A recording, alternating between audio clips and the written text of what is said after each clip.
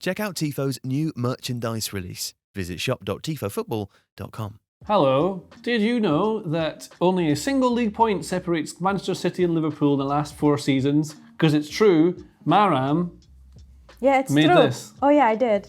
What does it tell us? That they're both amazing teams. Yes, maybe the best teams the Premier League has ever seen. That's correct, they are maybe the best ever. And now, what we're going to do in this video is look at how both teams play and use some data to back up the things we're saying to make sure that we are definitely correct. So first of all, let's look on this very messy tactics board that I've made of how both Man City and Liverpool play. Now, we'll go through kind of the principles of what both are, and you'll know a lot of this already, and we've covered it on Tifo IRL before. Both teams play a 4-3-3, it looks like on a team sheet, but they're very different. And obviously, both teams will adapt the way they're playing depending on who they're playing against.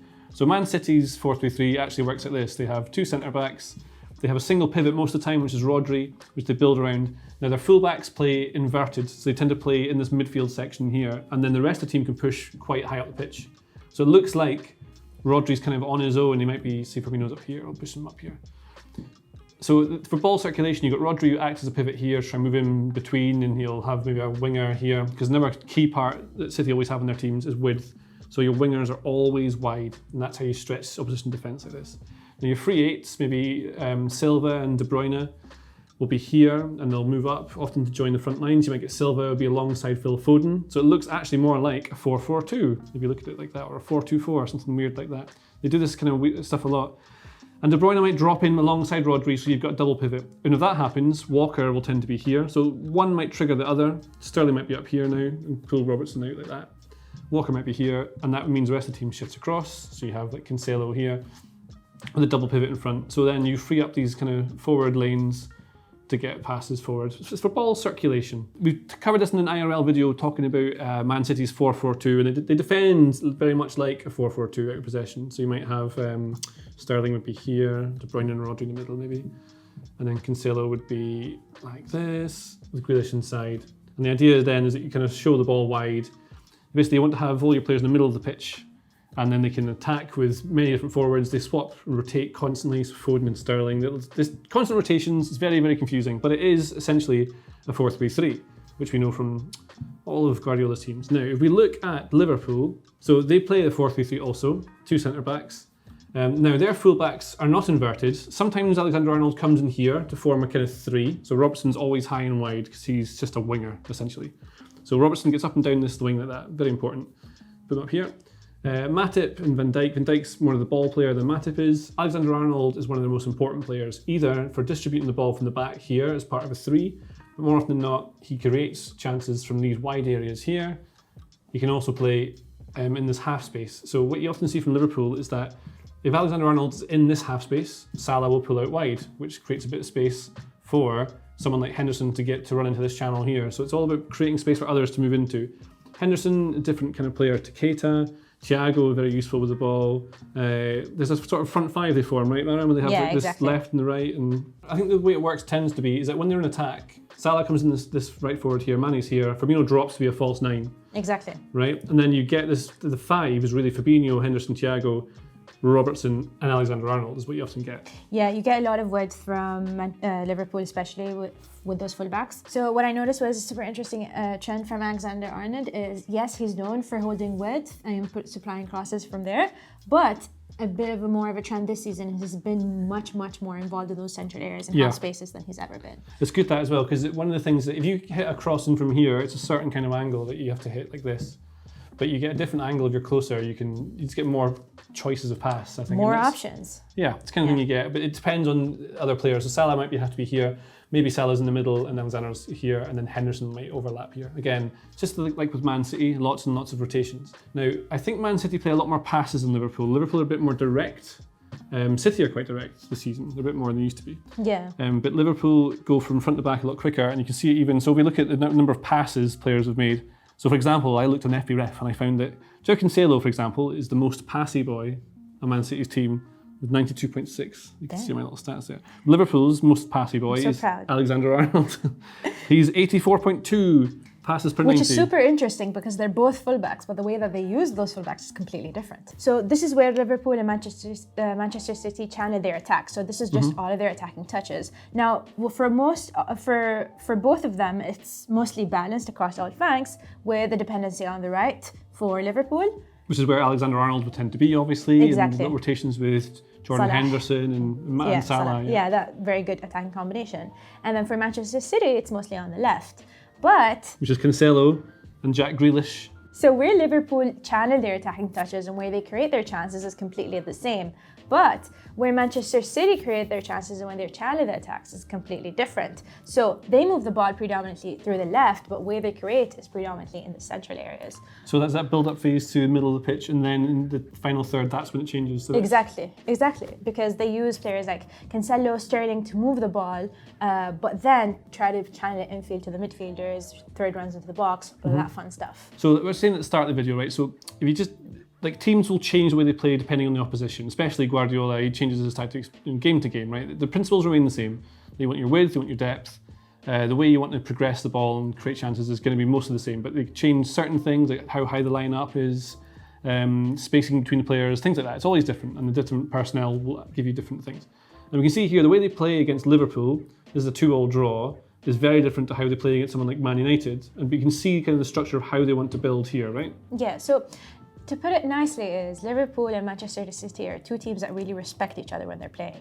So they're not, so when you compare it to a team like United, they're a bit less advanced, but you still have the same principles: strong connective passing tissue, high involvement from Ederson in build-up, moving the ball.